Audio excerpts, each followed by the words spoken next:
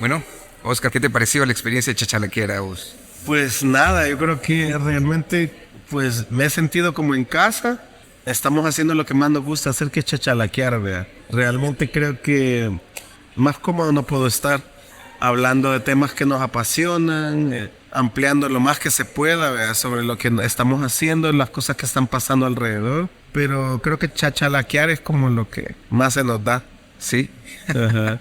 Mire, bueno, en el capítulo número 47 de Proyecto Chachalaca, de la lucha por mantenerse humano, aquí con Oscar, quien es miembro de un colectivo llamado Mantenerse Humano, quienes nos están presentando en el Museo Marte. Y bueno, como artistas nos están presentando una producción que tiene como objetivo hacernos reflexionar, tener una discusión con nosotros mismos del pasado, del presente, de hacia dónde, a través de una notopía que ellos están dibujando a través de elementos de diferente índole. La verdad es que ha sido un viaje muy interesante, Oscar, y nada, la verdad es que yo me voy muy impresionado por todo lo que pude conocer de la obra. No, y nosotros como grupo realmente estamos bien complacidos por tu amable invitación. La verdad es que este tipo de espacios creo que necesitamos en el país, en una sociedad como la nuestra, que produce contenido a diario. Creo que lo más importante es hablar de quiénes somos, de lo que nos pasa, ¿vea? Y de cómo somos. Y creo que a mí me complace mucho, ¿vea? Estar hablando de esto y compartiendo espacio con ustedes. Gracias, Oscar. Bueno, esperamos que disfruten mucho este capítulo, así como nosotros disfrutamos hacerlo. Comenzamos. Bienvenidos a Proyecto Chachalaca número 47, la lucha por mantenerse humano, con Oscar Orlando Pérez. ¿Qué tal, Oscar? ¿Cómo estás? Pues acá bastante contento y agradecido de que nos puedas dar este espacio para hablar sobre los proyectos que nos interesan y sobre lo que estamos haciendo recientemente en el arte y pues acá generando contenido. No, gracias a vos por el tiempo y por conseguir este espacio para poder grabar. Nos encontramos actualmente en el Museo Marte, aquí en un gran espacio, y por eso da un poco de eco, pero todo excelente, todo excelente. Bueno, Oscar, ¿cómo va el año? Estamos a mitad de agosto. Es bastante intenso, de hecho, bueno, desde la época de la pandemia, del 2020, como que la vida se intensificó para muchos, ¿no? Y en este caso, pues, no ha sido ajeno para mí, digamos, el cambio brusco, digamos, de rutinas diarias y luego como ciertas ejes de interés temático han transformado, digamos, mis prioridades y mi tiempo, ¿verdad? Claro. En el aquí y en ahora. Ajá. Sí, la pandemia, bueno, el 2020 de hecho fue como un año que nadie se lo esperaba así.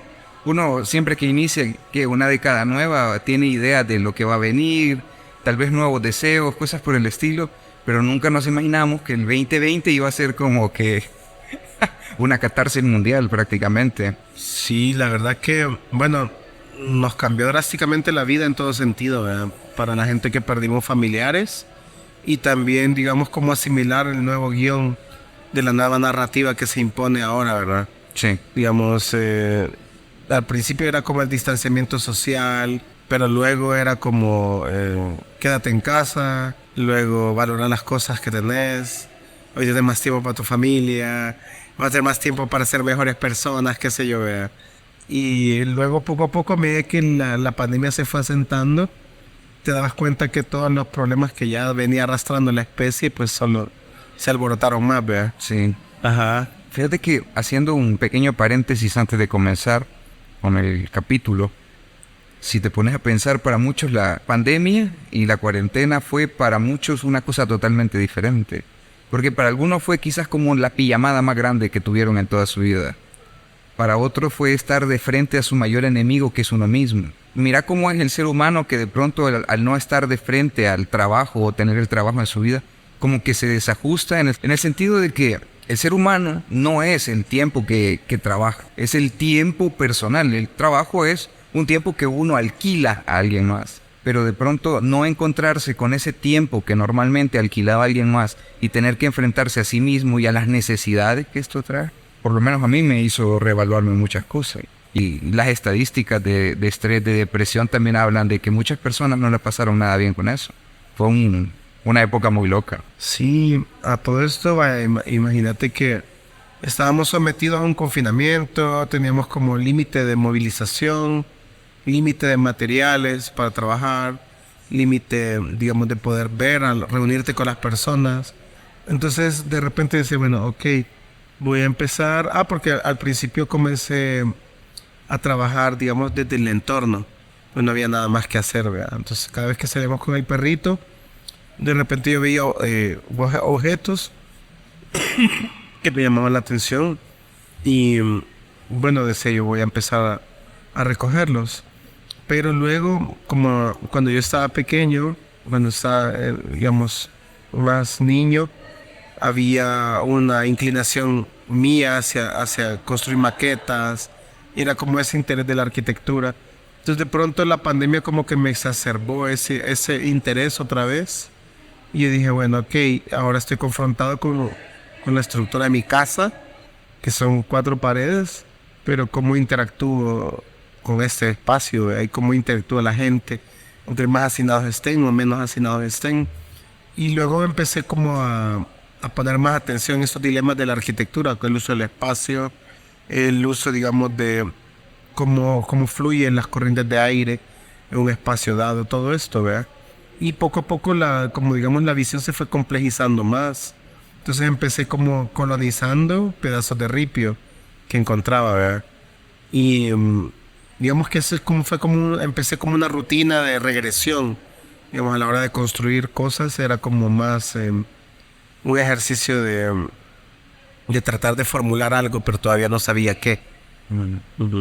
Ok, bueno, comencemos entonces con esto. ¿Quién es Óscar Pérez? Sígole. ¿Quién es?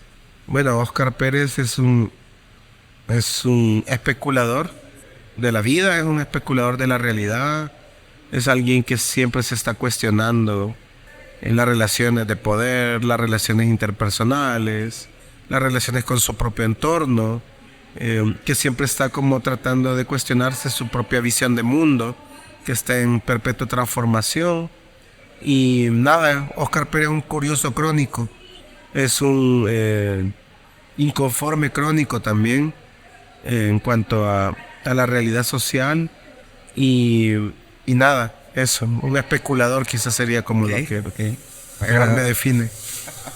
Me agrada. ¿Y qué es, o más bien, para comenzar, quiénes son los integrantes del proyecto Mantenerse Humano? Sí, vaya, Mantenerse Humano lo integramos Edwin Soriano, Enrique Alarcón, Mauricio Esquivel y este servidor.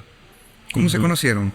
Bueno, con Quique Alarcón es quizás con quien menos tengo, digamos, familiaridad, pero con Edwin Soriano y con Mauricio Esquivel nos conocemos por el quehacer artístico.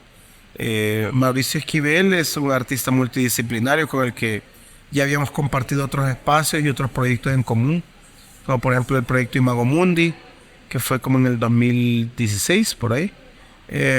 Estuve también en otros proyectos curatoriales con Mauricio Esquivel.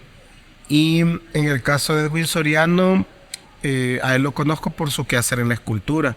Y como yo también me desenvuelvo como escultor, entonces como que ya había ese conocimiento, digamos, de la propuesta artística de ellos dos particularmente.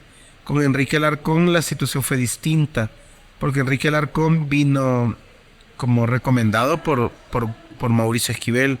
O sea, Mauricio Esquivel me dijo, mira, tengo un brother que hace unas fotografías y él nos puede colaborar a la hora de registrar el trabajo de Edwin, el mío, el tuyo, y podemos empezar a hacer un registro de calidad, ¿verdad?, de lo que vamos a hacer. Va, chivísimo, y así fue como nos conocimos.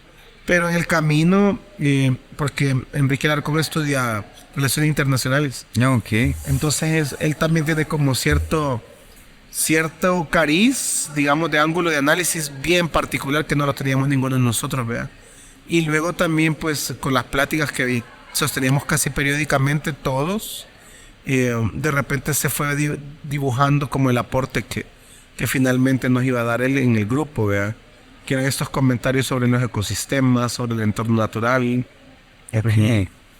mira, de pronto se juntan un par de personas, toman, se alebrestan y dicen, hey, ¿saben qué? Lo que estamos hablando aquí deberíamos de hacerlo un podcast.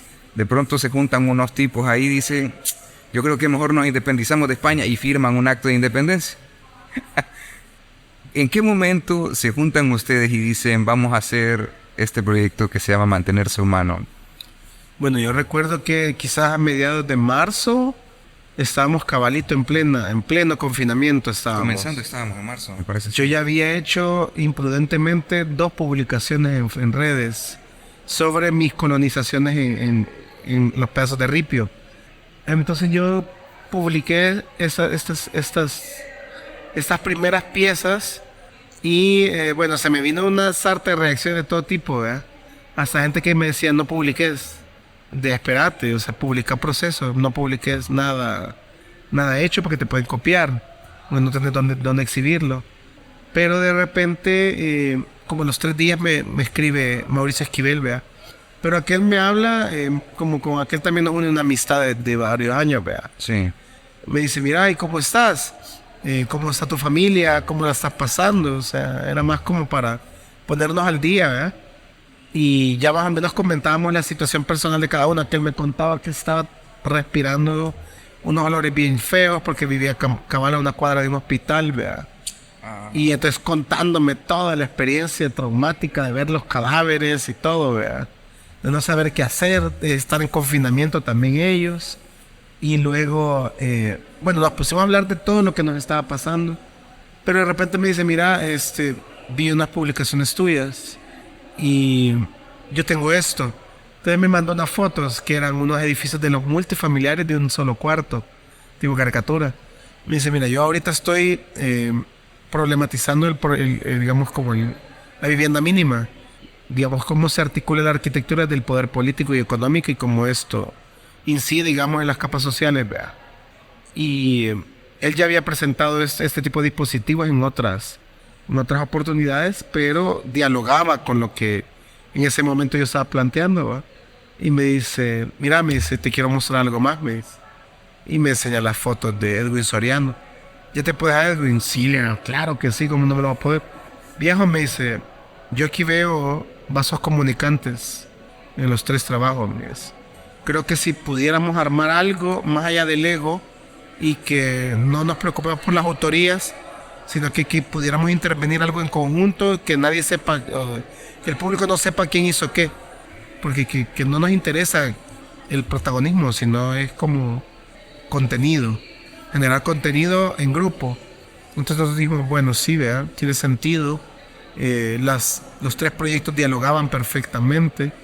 Así fue como, digamos, empezó todo eso. Ahí como al principio de la cuarentena, en marzo, comenzaron a hablar sobre este proceso de creación de Mantenerse Humano.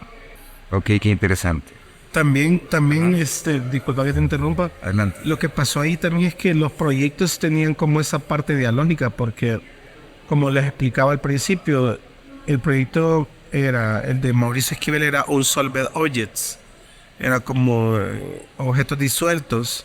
Y era siempre las preocupaciones, digamos, de cómo la tecnología está modelando tu forma de ver el mundo. El acondicionamiento tecnológico. Ajá. Y luego, bueno, la serie que yo estaba trabajando en ese momento que se llamaba De Ciudadelas, Urbadimbos y Distopías Flotantes. Así lo había, digamos, como estipulado yo en el guión que estaba haciendo. Y Edwin Soriano estaba en ese momento con la serie Magnetismos, que hablaba sobre eso, cómo las civilizaciones buscaban centros de poder, vean, naturales para alrededor de florecer, vean. Sí. Entonces fue así como empezamos como a hablar de trabajar juntos y de poner a dialogar las 3 visiones, vean, los 3 proyectos. Ok. Antes de explorar un poco este proceso de integración de las voces, si tuvieras que definir así como un concepto, ¿qué es mantenerse humano? ¿Qué dirías? Bueno, para mí mantenerse humano es quizás una experiencia y una experiencia especulativa más que otra cosa. O sea, la idea del grupo no era diseñar una muestra de arte como tal, ¿verdad? Tradicional y un montón de cuadros colgados y qué bonito y esculturas, esos bases y ya, ¿verdad? Sino que nos interesaba generar una experiencia casi inmersiva sobre el aquí y el ahora, pero no desde la enunciación, digamos. Nosotros no pretendemos eh, tener una verdad o decir una verdad. Nosotros lo que pretendemos es como abrir la conversación, empezar a cuestionar cómo va gestionándose el territorio, cómo va gestionándose las relaciones de producción, cómo se gestionan las relaciones interpersonales vía tecnología y cómo, digamos, estos procesos totalizadores, porque la pandemia al final fue también un proceso totalitario, ¿verdad? Fue una pandemia.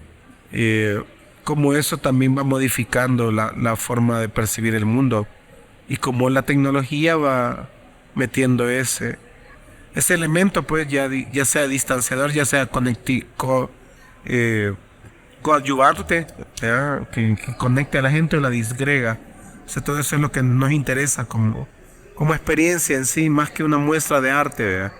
Es empezar a cuestionarnos sobre el entorno, sobre qué estamos haciendo con el planeta, empezar también a enunciar ciertas verdades, ¿verdad? Sobre el colonizaje de consumo que vivimos, ¿verdad? Cómo esto va a dar a los ecosistemas y cómo eso también va transformando el paisaje cultural, ¿verdad? Sí, comprendo. Y en este proceso de juntarse a hablar o hablar para poder, digamos que desarrollar la línea en la que iban a trabajar para poder mantenerse humano, mezclando todos estos elementos desde el aspecto de colonización que nosotros tenemos actual, neocolonización que tenemos actualmente. O postcolonialismo. Correcto. Porque todavía tenemos muchos elementos que vienen de épocas antiguas en las que prácticamente estamos absorbiendo y damos por hecho elementos culturales de otras regiones. ¿Cómo lograron ustedes armonizar estas voces?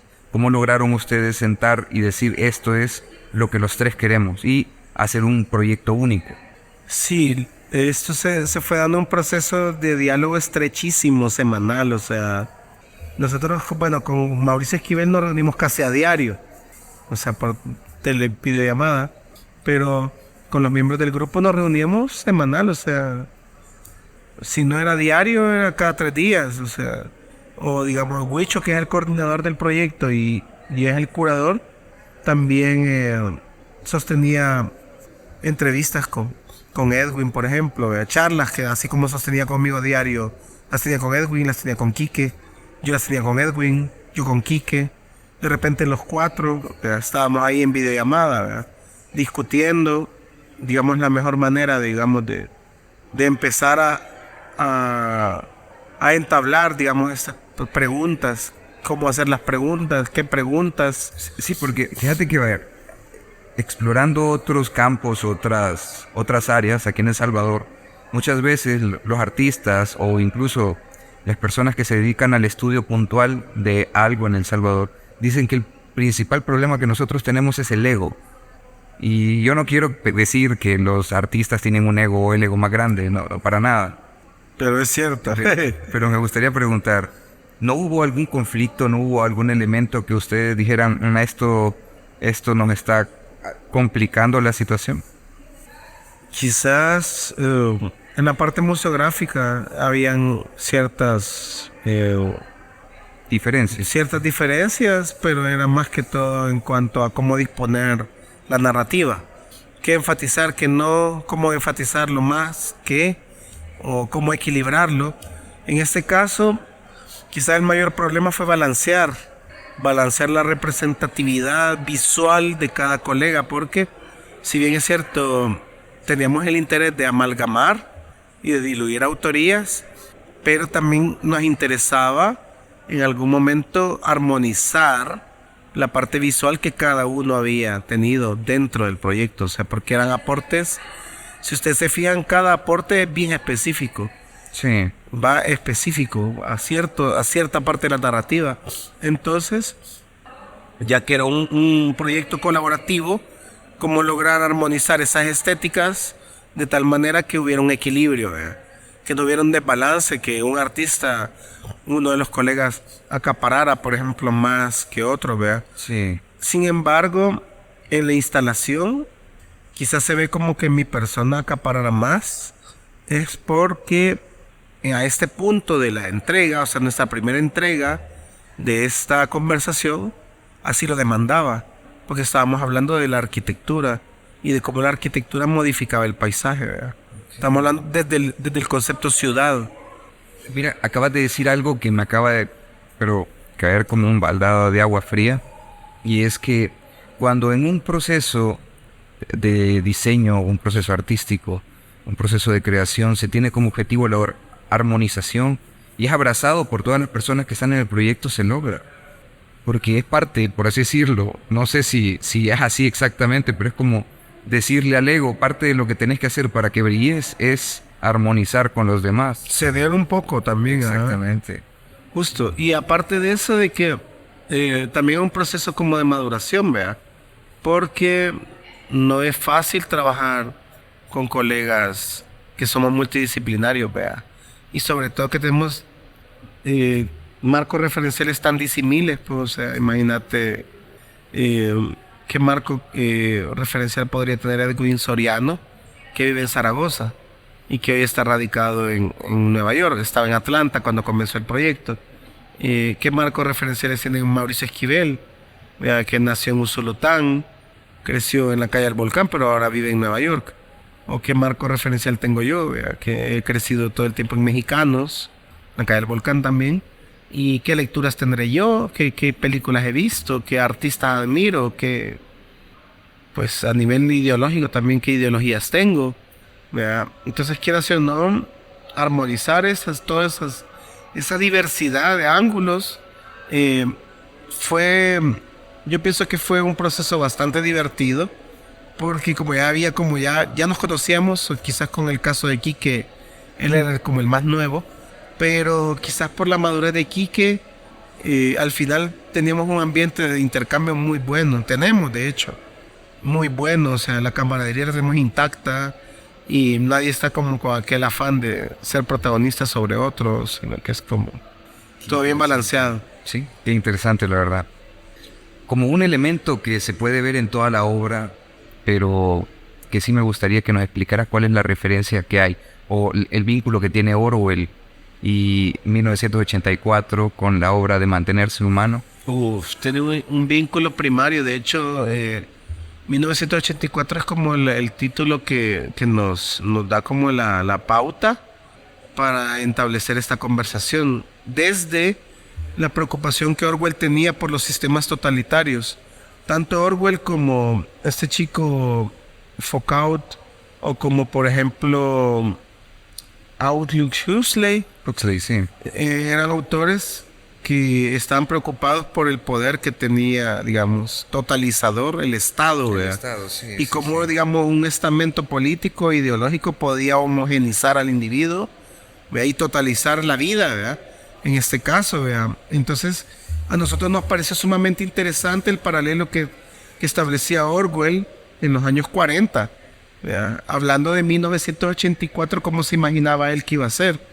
Pero nosotros estábamos partiendo desde un confinamiento general, global, donde también estábamos asumiendo, a nivel político, un nuevo gobierno, Sí. que era como la escoba nueva que venía a hacer la limpieza nueva al país. Entonces, como que estos fenómenos, estas coyunturas, como que también... Hubo de todo un poco. Hubo Huxley con El Mundo Feliz, hubo Orwell 1984 y el panóptico de Foucault en todo esto. Eso Foucault. Y luego la coyuntura política que estamos viviendo, ¿verdad? Y la coyuntura social, o sea, era un régimen de confinamiento, ¿verdad? Te sometías a ser detenido y ser llevado a un lugar de contención si no acatabas.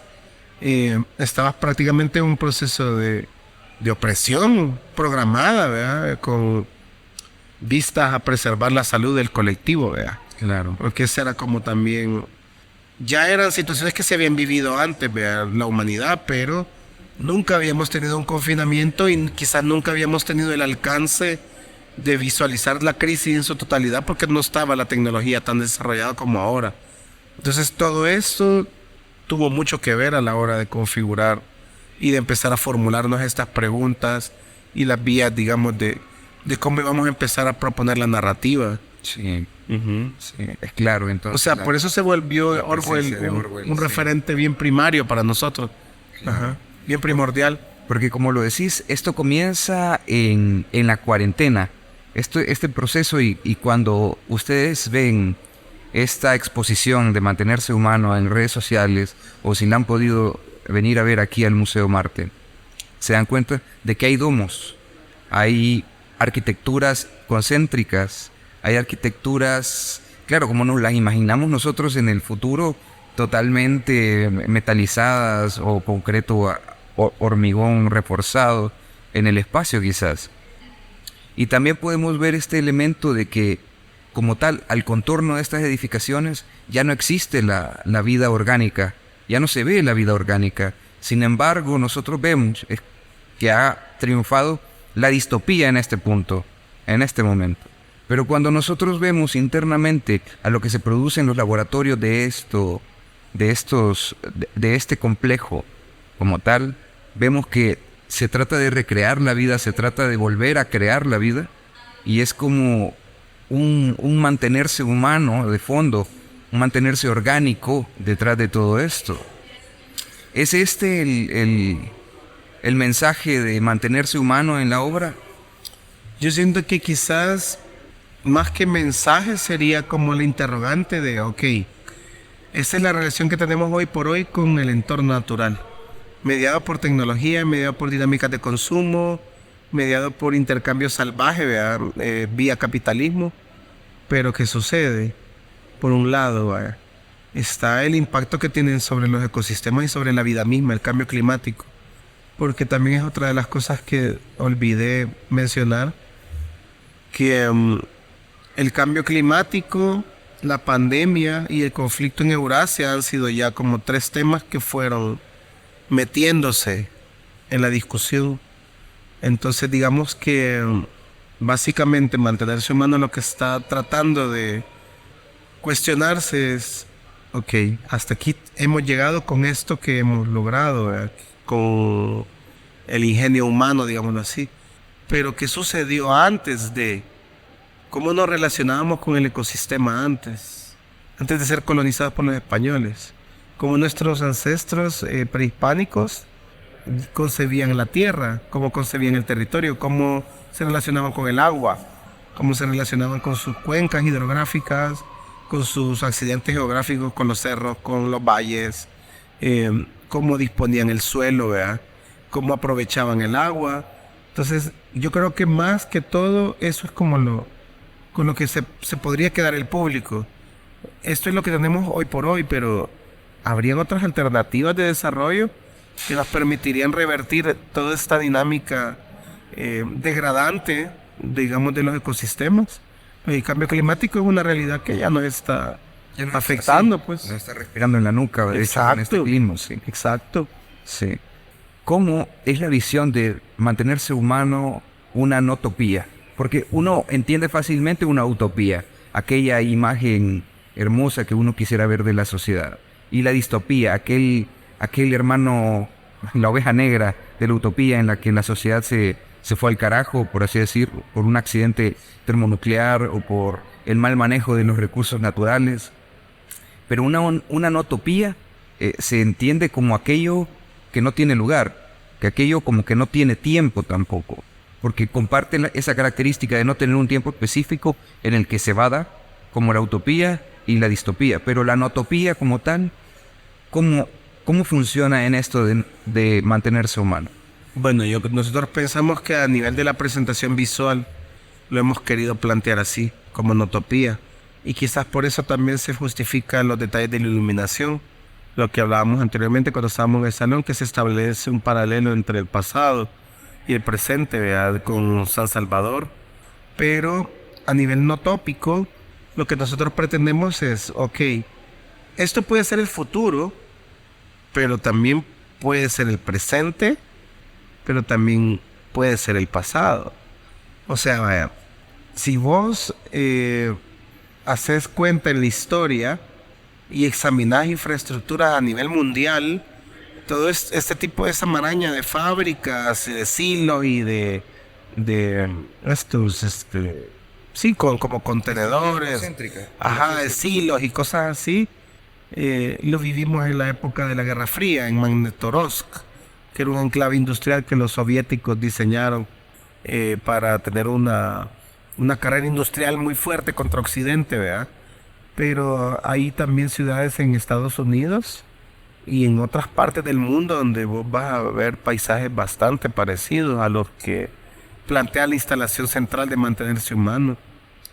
Pero de pronto con la sombra de San Salvador, ¿verdad? Estás con el presente, estás hablando también de ciudades translúcidas, cristales, metales, cerámica, oro, plata, cadmio. Estás hablando del futuro, pero también estás hablando del presente. O sea, ya se manifiesta. Exacto, exacto. Sí. Entonces yo creo que ahí es donde está articulada la notopía. Sí. Y también para nosotros se nos hizo como muy pertinente situarnos en la notopía porque eso amplía más la conversación. Porque no, te hace preguntarte sobre el pasado, te hace preguntarte sobre el futuro, cómo va a ser, cuáles van a ser los nuevos dilemas de la arquitectura en ese momento, o del uso del suelo, o del uso de las energías que nos dan las estrellas o el sol, vea. Sí. Qué interesante realmente el ver esto de la notopía ahora de esta manera, porque me hace darme cuenta, por ejemplo, vamos a ver, vamos al pasado y tomemos este símil con el mantenerse humano que está en la exposición aquí en Marte. Y es que esos laboratorios de vida prácticamente son, vamos a ver en el pasado, como corrales en los que se tenían animales para su reproducción. Estos laboratorios de vida también donde crece vegetación son cultivos para mantener, digamos que, la vida. Y es exactamente lo mismo, en épocas diferentes. Pasó en años atrás, siglos atrás, pasa hoy, va a seguir pasando, porque es un elemento. Hoy se cultiva la carne, o sea, se está tratando de cultivar la carne sintética en laboratorios para el consumo humano. Y es probablemente lo que vayamos a ver más adelante. Estos espacios donde se va a crear o se va a recrear la carne para el consumo, que también son de alguna u otra manera laboratorios de vida, porque de alguna u otra manera como elemento secundario preservar la vida es el objetivo de esto, a través de la alimentación. Entonces, ahora sí, mira, comprendo totalmente esto de la notopía dentro del concepto de mantenerse humano. Y me gustaría también preguntar, porque uno de los elementos que me llamó la atención cuando estuve leyendo sobre mantenerse humano, y es que tuvieron una colaboración con una banda salvadoreña muy conocida que es Safari Volvo. ¿Cómo fue la integración de Safari Volvo a esto? Sí, quizás por las mismas fechas, marzo y abril creo, me contacta Gabriel Granadino y me dicen, por la misma publicación que yo había realizado en marzo, y me dice, mira, me dice, ¿qué onda, qué rollo aquí con estas ciudades, vea? Porque mira, viejo, me dice, nosotros estamos componiendo una rola ahorita y nos gustaría usar tu ciudad para el videoclip. ¿Qué onda? ¿Tenés más? Y yo, vaya. Entonces me mandaron las maquetas, como las 3 remesas de planchado antes de la masterización, vea. Y nomás lo escuché y le digo a Gabo, mira, brother, le digo, a huevo, cabrón.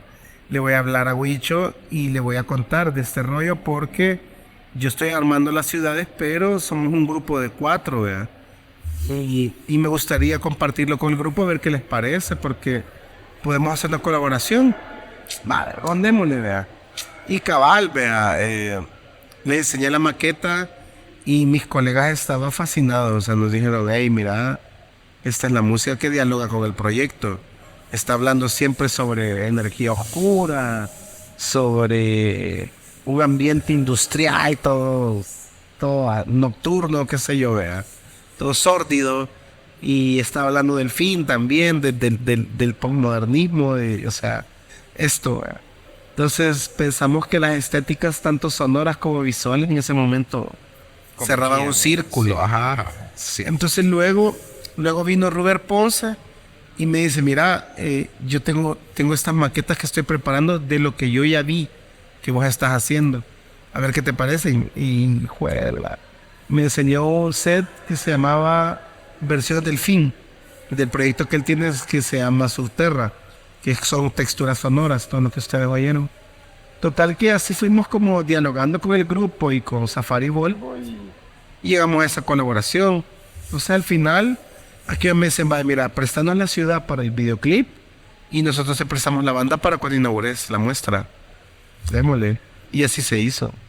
Qué cool. La verdad es que me gustó mucho, fíjate, cómo está organizado, porque uno entra, y es de lo que vamos a hablar dentro de poco, a un espacio inmersivo, que es quizás la mejor forma de poder vincularse uno con una obra. Incluso en la educación, el proceso inmersivo es algo necesario para que uno pueda como desarrollar el proceso de aprendizaje de mejor manera.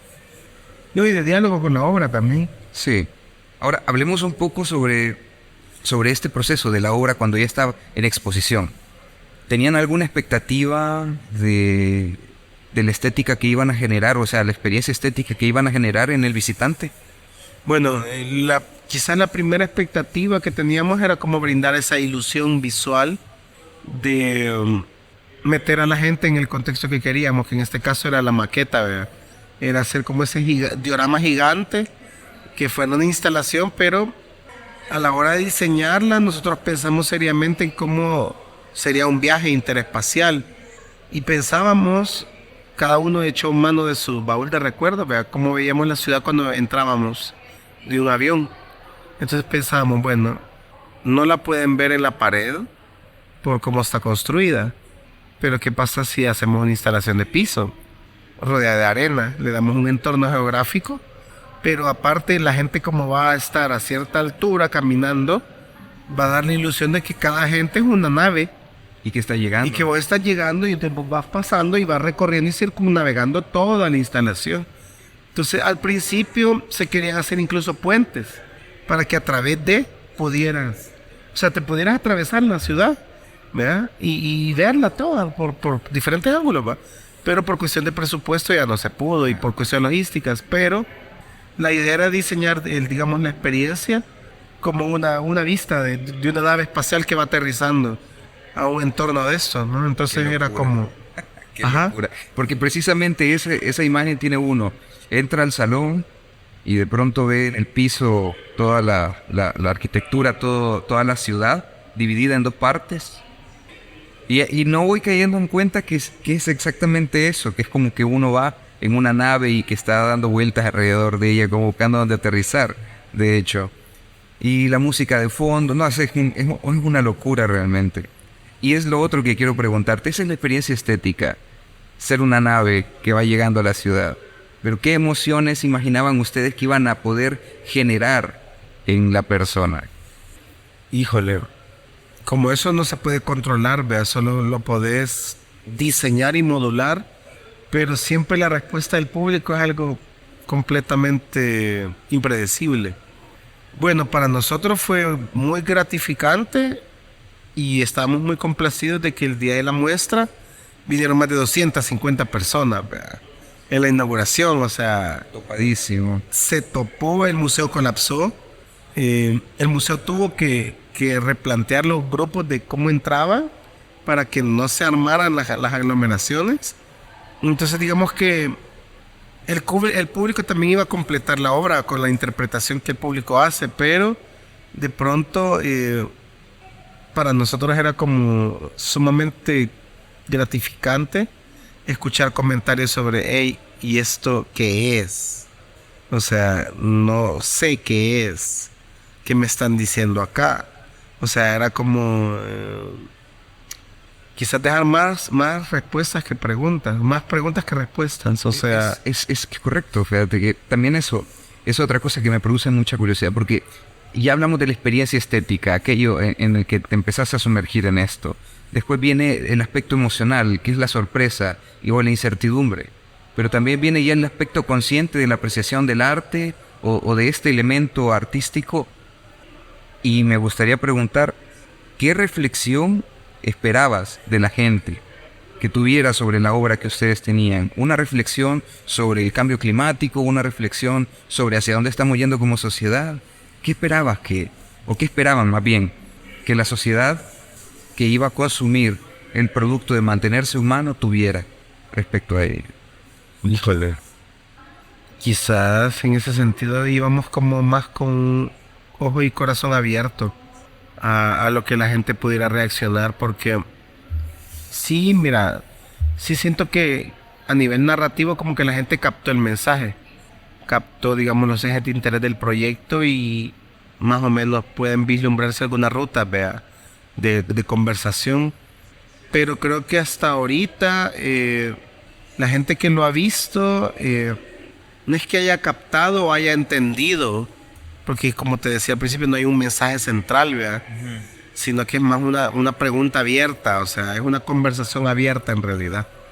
Creo, y las expectativas que tenemos nosotros para con el público siguen siendo las mismas, que sea un diálogo abierto, porque a nosotros no nos interesa tampoco enunciar verdades que ni siquiera nosotros mismos las hemos vislumbrado. Pues de hecho, para nosotros mantenerse humano ha sido un proceso de incertidumbre todo el tiempo, una conversación que ha ido poco a poco transformándose, y eso ha sido, empezó como una distopía y terminó en una utopía, o sea, solo imagínate, ¿verdad?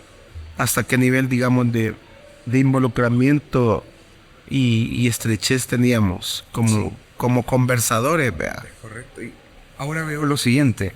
La conversación que tuvieron ustedes cuatro produjo este espacio que se llama Mantenerse Humano, en el que vinieron otras personas quienes consumen esto a dar su voz también. Y me imagino que en este dar su voz, porque así es como funcionan las cosas, uno hace algo y de pronto llega alguien con un comentario, con una frase, con una idea que tal vez no tenían contemplada. ¿Hubo alguna sorpresa, algo que los llenara de emoción o tal vez los hiciera reflexionar sobre lo que las personas que vinieron a consumir lo que ustedes hicieron, les haya dejado alguna reflexión o alguna idea a ustedes? Algo que no hubieran contemplado.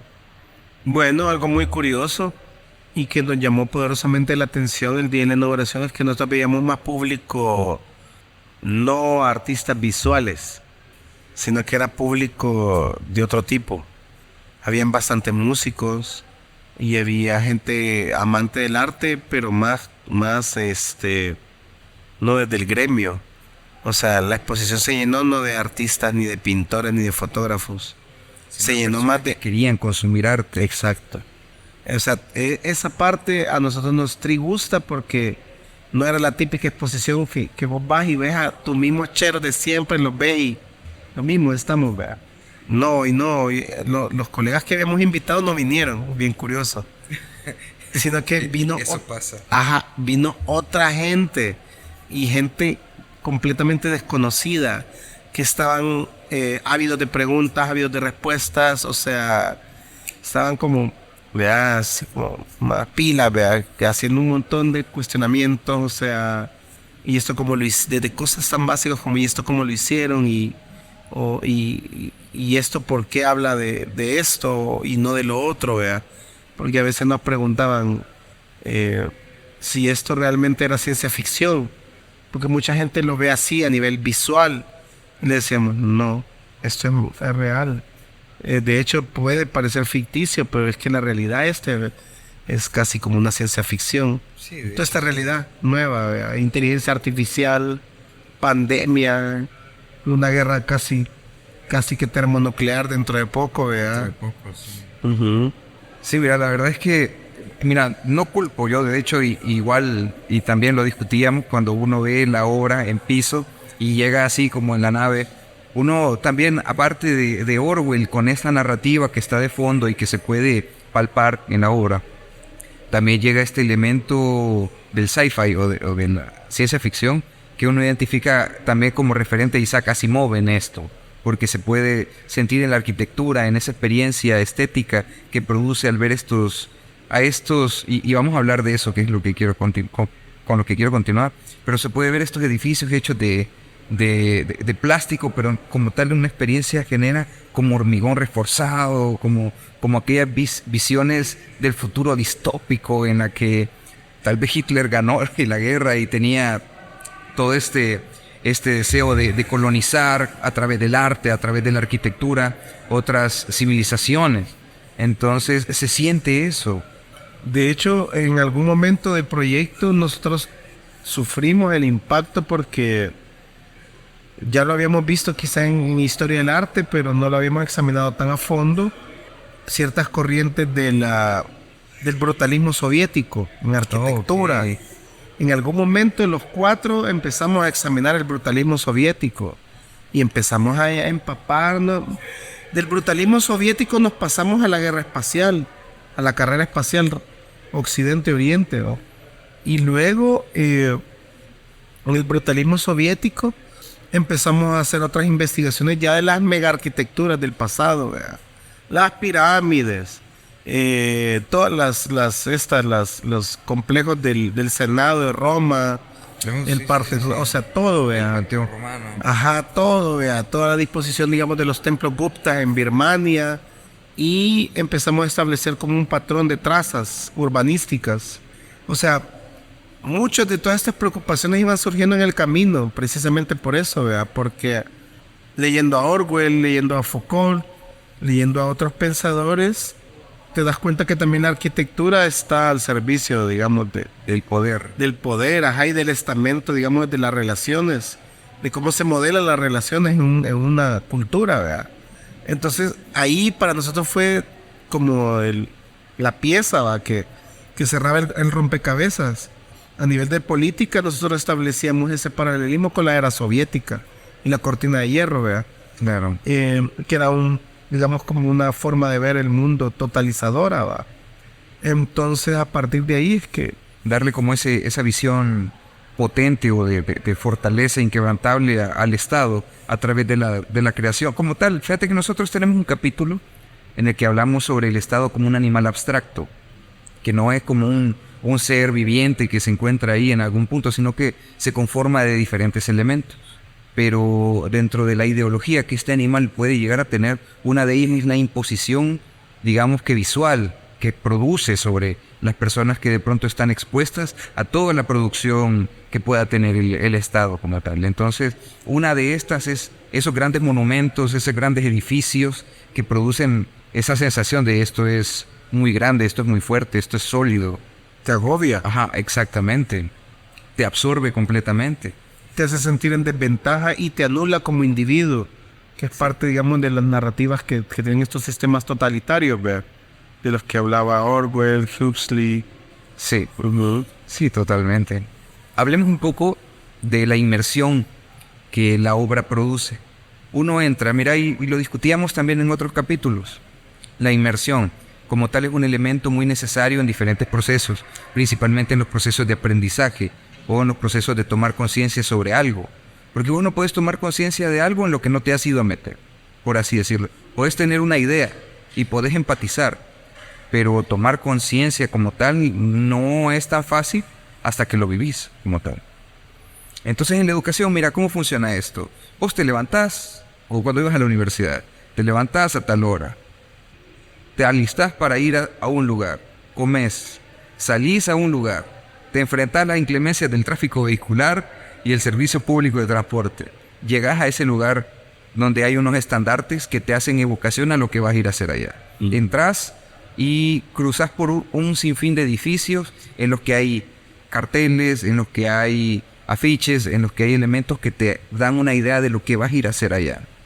Llegas a un edificio, subís a la planta a la que tenés que ir, entras a un salón con otras personas que van a ir a hacer exactamente lo mismo que vos vas a ir a hacer ahí, y de pronto hay un ente que está ahí para poder ayudarte a completar tu objetivo como tal. Y ese es el proceso de educación. Vos llegás a la universidad hay afiches, hay un montón de cosas relacionadas a la educación, llegas vos al edificio al que vas a subir, ya es más vinculado a lo que vas a ir a aprender, subís al nivel al que tenés que llegar, entras al salón y ahí está el profesor y tus compañeros que cumplen o buscan los mismos objetivos que vos. El profesor ayuda a cumplirlo a través de dar información.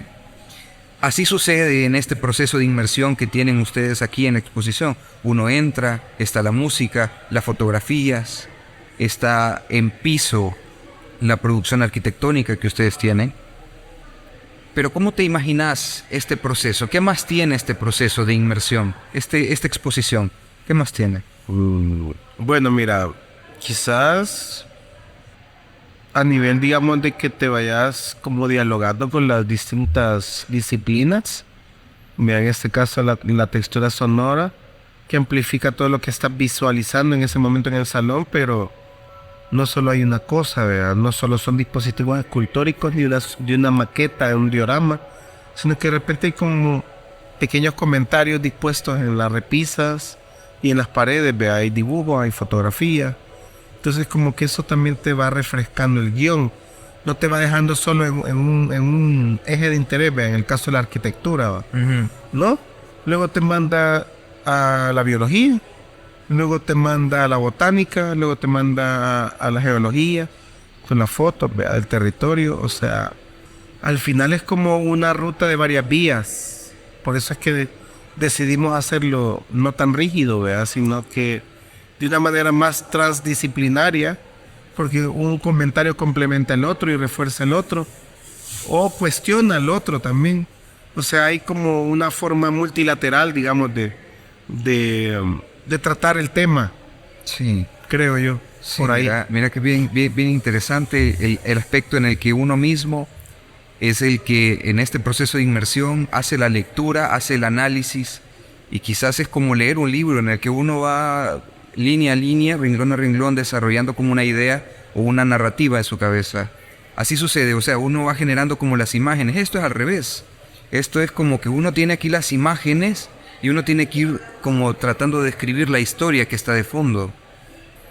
Y que también, si bien es cierto, hay unas partes bastante ilustrativas en la muestra, pero la idea nuestra también es como jugar con tu marco referencial, no para ponerlo en duda ni nada, sino que es como para ampliarlo.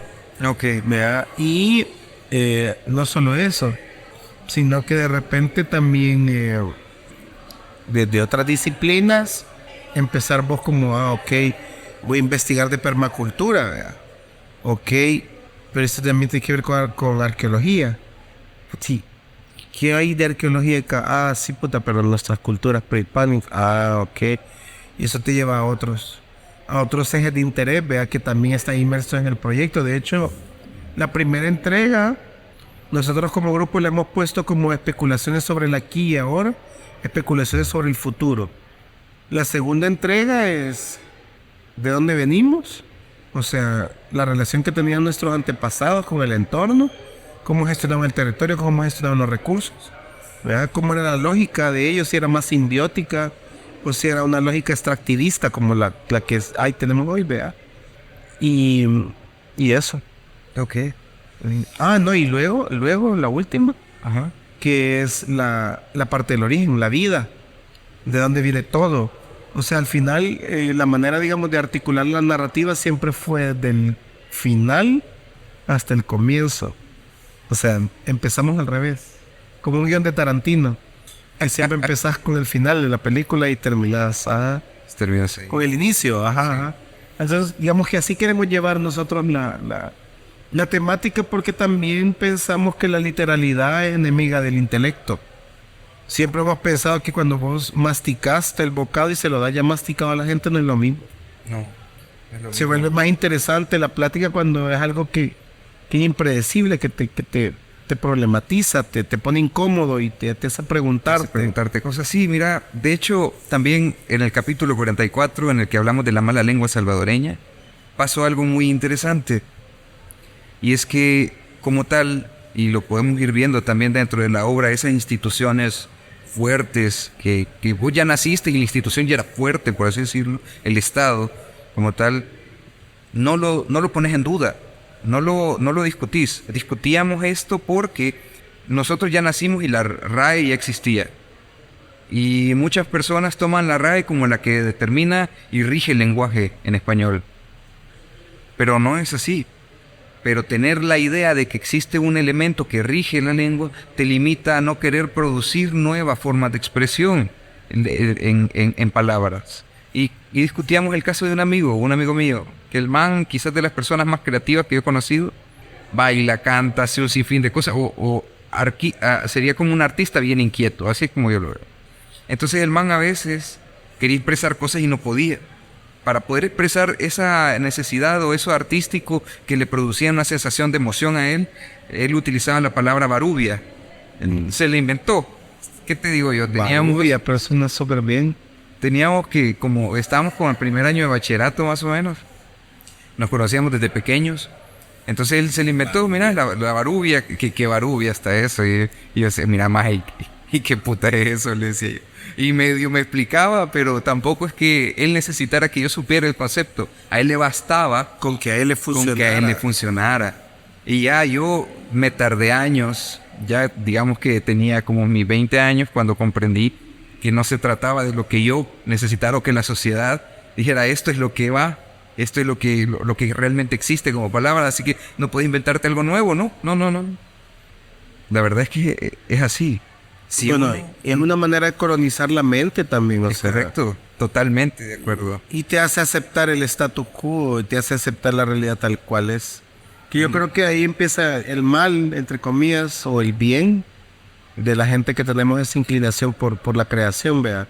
Que no estamos contentos como el mundo está. Siempre tenemos como esa inquietud de quererlo cambiar de alguna cosa, entonces venís vos y ya sea con la palabra, ya sea con la imagen, ahí proponer, añadís o quitas lo que no te termina de... Yo siento que es como un instinto ahí, y ahí está esa diferencia entre la gente que acepta la realidad tal cual es y quien no te basta, vea, la realidad. Le añadís más o le exagerás o le quitas porque no, la realidad tal cual no te basta, vea. Oscar, ¿vos sentís que el artista es anarquista por naturaleza? Debería de serlo. No siempre lo es. En estos países creo que no es posible. No es posible, pero debería de ser. Okay. Debería de ser, porque es que lo que pasa es que como hay un sistema cultural también, ¿verdad? Claro. Que también tiene sus propias convenciones, pero yo pienso que la constante transformación es la que define realmente el quehacer cultural y el artístico. O sea, igual que en la historia natural, vea. Sí. Creo que es una manera de evolucionar. De hecho, sí. La sociedad, mira que y eso es un elemento muy interesante. El ser humano como tal se empieza a juntar y desarrolla comunidad, y la comunidad desarrolla una visión cosmogónica. Con el tiempo esto se establece como cultura, y la cultura da elementos que rigen a esta comunidad, y en algún momento la comunidad crece a través de esta visión que le produce la cultura de cómo tener que comportarse, cómo tener que llevarse entre otros, con otros, y produce la sociedad, crece porque le permite eso. Entonces la sociedad viene y se establece en función de lo cultural. Lo cultural se transforma nuevamente en función de los nuevos elementos sociales que aparecen, las leyes, que los organismos, por tal el Estado, cuando Las llega, tribus sociales. las tribus, correcto. Otras culturas que vienen a meterse. La transculturización, exactamente. Entonces la cultura se nutre, pero con el tiempo la cultura define al ciudadano, y el ciudadano con el tiempo define la ley y el Estado y la civilización. Y esto vuelve de nuevo a modificar la cultura, y entonces es un proceso de retroalimentación, correcto. Dialéctico. Interesante.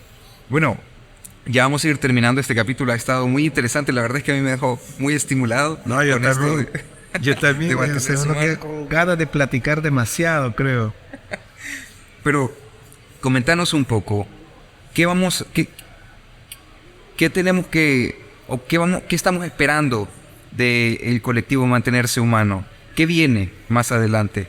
Bueno, el segundo capítulo, el proyecto se va a centrar en la identidad nacional. Bueno, no identidad nacional, identidad cultural.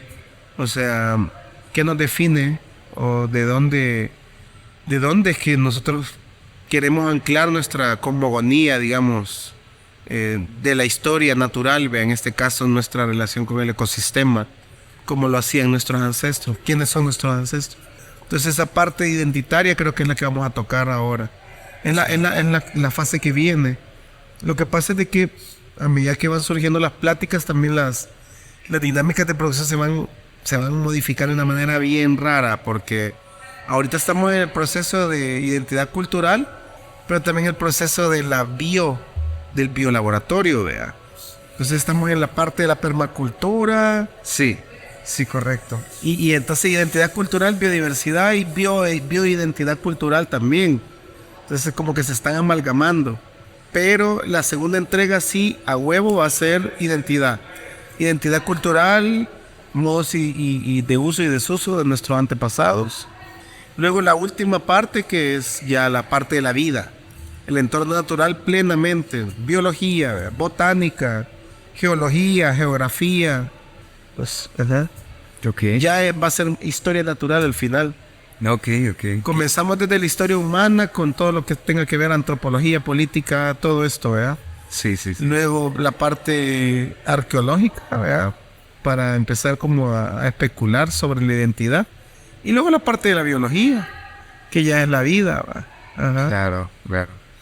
Así sería como se viene bueno entonces. Ojalá que sea pronto, porque esta exposición, la verdad es que a mí me dejó ¿cómo te digo?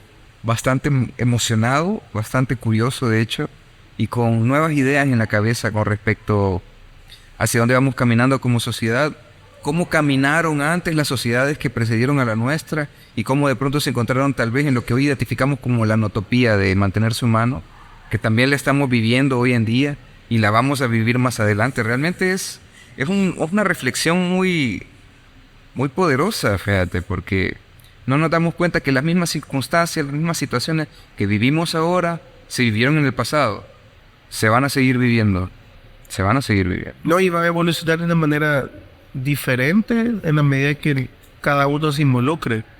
Porque vaya, ahorita la pandemia evolucionó de una manera que a nadie le gusta. ¿Por qué? Porque hay actores de por medio que son más poderosos que uno, ¿verdad? Que son las potencias militares, China, Rusia, ¿verdad? Estados Unidos, que ahorita están como luchando por esa hegemonía política. Ya eso son otras ecuaciones que complejizan todo, porque ahorita hay una crisis económica, hay una hiperinflación mundial que está llevando a la gente a perder casa, bastante. Ahorita en Estados Unidos estábamos leyendo sobre que se está incrementando la indigencia Sí, sí, en sí. Estados Unidos. Y el uso de drogas nocivas, pero De drogas terriblemente sintéticas. nocivas. Sí, sí, Ajá. sí. Entonces, ¿y eso qué lo potenció? La pandemia fue una parte, y otra parte también ha sido como las crisis económicas que ha habido, ¿verdad? Sí. Mira Fraudes bancarios, todo eso. que fue terrible, fíjate.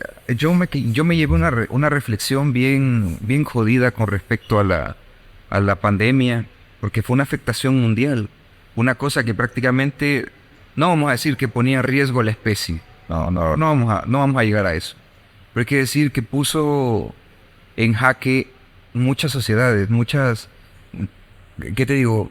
Muchos pueblos, muchas comunidades, y en ese punto de necesidad, en ese momento todos, absolutamente todos los gobiernos estaban en contar números de ¿cómo se dice? De recursos que iban a utilizar, del dinero que iban a gastar, del heraldo público, pero entonces yo me quedé así con la reflexión de, o sea que la humanidad existe para la economía, y la economía no un instrumento social que nos permitía garantizar o establecer la forma de intercambio, sino que era el contrario. Creamos la economía como un elemento de función de... Ajá.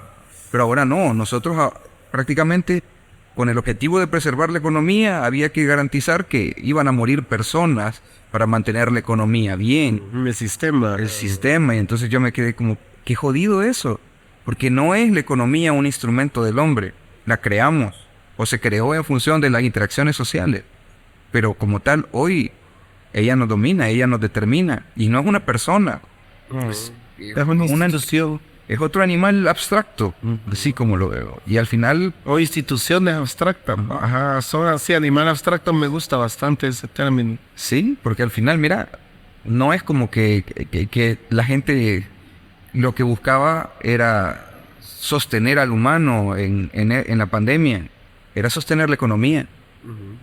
Punto.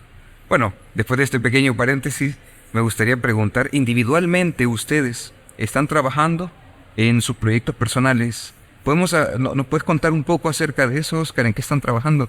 Sí, mira, Edwin Soriano es de los colegas con los que yo hablo bastante. Aquel siempre tiene su producción, vea, sobre temas que a él le inquietan, vea, sobre identidad, que es parte de las cosas que nos llamaba la atención del trabajo de Edwin, y su manera, digamos, de tratar la forma desde las narrativas que él te propone en su escultura, vea.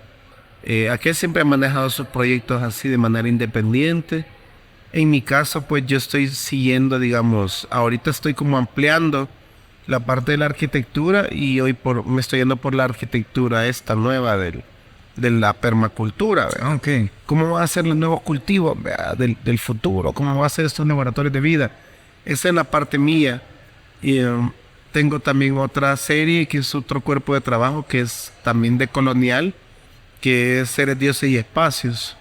Es una serie que habla del sincretismo cultural y del postcolonizaje, ¿verdad? De Marvel Comics, del catolicismo, de la Biblia, ¿verdad? Yo establezco paralelos entre las narrativas bíblicas y las narrativas de Marvel. Toda esta... Creo que he visto un par de ¿cómo se llama? De fotografías que subiste a tus redes sociales respecto a eso. Me parecieron geniales. Sí, entonces el trabajo que he venido desarrollando de años ha sido desde el objeto. Yo creo que de las partes más importantes que los surrealistas dejaron a la historia del arte era el uso del objeto como una entidad autónoma que tiene su propio discurso, ¿verdad? El discurso del objeto se lo da el uso mismo, pero el arte le da otra connotación, pues porque el arte le da la cualidad de ser como un barómetro del tiempo y como un portavoz de la época, del momento, un dispositivo tecnológico. Una computadora para mí es como el micrófono de este momento, ¿verdad? Es como lo que te dice qué pasa ahora, esta época es estos artilugios, ¿verdad? Una tetera pudo haber sido del siglo XIX, qué sé yo, ¿verdad? Sí. Entonces como que en mi caso siempre el objeto ha tenido como una vida simbólica y en mi trabajo siempre he querido como reformular su discurso, el discurso del objeto. Mucho tiempo trabajé con juguetes. Hoy trabajo con figurillas que consigo, ya sea que me las encuentro o que consigo en las tiendas de segunda mano. Ok, muy bien. Y en el caso de Huicho creo que vamos a seguir, porque con Huicho estamos como estrechamente trabajando, ¿verdad? Y aquel va a seguir ampliando también la conversación con respecto a mantenerse humano. Y va a seguir hablando, creo, sobre postcolonización. Y en el caso de Quique Alarcón, pues con él aún no sabemos qué viene, ¿verdad? Creemos que ahorita va por una etapa de producción de video más sofisticada, ¿verdad? Yeah. Porque aquel es un curioso crónico también, inquieto crónico, no se está tranquilo y le gusta trastear el equipo lo más que pueda, ¿verdad? Y creo que con los registros que ha hecho del trabajo y el aporte también que ha hecho específico en el proyecto, bueno, eso es bien interesante. Quique Alarcón no sabía que tenía ese ingrediente creativo, ¿verdad? Tal vez lo usaba, pero no estaba tan consciente. Entonces para el grupo es sumamente complaciente el hecho de que Enrique Alarcón haya debutado como artista visual con nosotros. O sea, él ha debutado en la escena artística con Mantenerse Humano. Y eso es algo que nos complace mucho. Ajá. Ok. Bueno, Oscar, ya vamos terminando la entrevista. Ha estado llena de elementos interesantes. Una exploración sobre mantenerse humano que la verdad me ha dejado con otra visión. Porque uno estudia, uno lee y de pronto tiene una visión. Pero no es hasta que entra al cuarto y ve la exposición y después tiene una discusión con uno de los artistas encargados de la producción que tiene una idea más completa de lo que realmente es mantenerse humano o el producto como tal que hicieron de arte. Te agradezco muchísimo el tiempo que has tomado para poder compartir con nosotros y quizás solo dos cosas. ¿Nos podrías dar un último, digamos que mensaje? Más allá de ser como miembro de Mantenerse Humano, como artista centroamericano o como salvadoreño, un mensaje que te gustaría mandar a la sociedad civil. Bueno, nada, ¿verdad? Que vengan al Salón 4, que vengan al Museo Marte, que disfruten las muestras que hay, que les van a gustar y que disfruten la experiencia que les propone Mantenerse Humano que se vienen más cosas y nada, pues que esto es con mucho cariño para toda la gente, ¿verdad? Y es nuestra manera de decir algo, ¿verdad? Al mundo y esperemos que tener con quien dialogar realmente. Creo que lo más importante de nuestras pretensiones es ampliar la plática y que más gente se interese en estos temas y que haya más discusión, que se genere más contenido y nada, discutamos, platiquemos, sigamos hablando y los que no han visto la muestra pues vengan a visitarla. Va a estar hasta el 18 de septiembre. Ok. Perfecto. Pero ya 15 de septiembre desmontamos, entonces ya Vengan un poquito antes. un poco antes, sí. Todavía hay tiempo para verla. Perfecto. ¿Cuáles son las redes sociales? En Instagram estamos como Mantenerse Humano, @Mantenerse Humano. Solo tenemos Instagram por ahora y ahorita estamos pagando, ahora haciendo gestiones para pagar el alojamiento porque queremos tener ya nuestro propio sitio web autónomo del grupo, ¿verdad? De mantenerse humano. Ok. Pero ahorita tenemos un perfil que es el que alimentamos con contenido, que es Mantenerse Instagram. humano en Instagram. Ok. Bueno, con eso terminamos el capítulo de Mantenerse humano. Pues nada, Salvador, agradecerte realmente el espacio que nos brindas, ¿verdad? Y nada, muy contento porque este tipo de espacios lo que nos posibilitan a nosotros es visibilizar nuestras prácticas artísticas, ¿verdad? Salvajes prácticas artísticas, diría yo. Bueno, nos escuchamos pronto. Hey, un abrazo.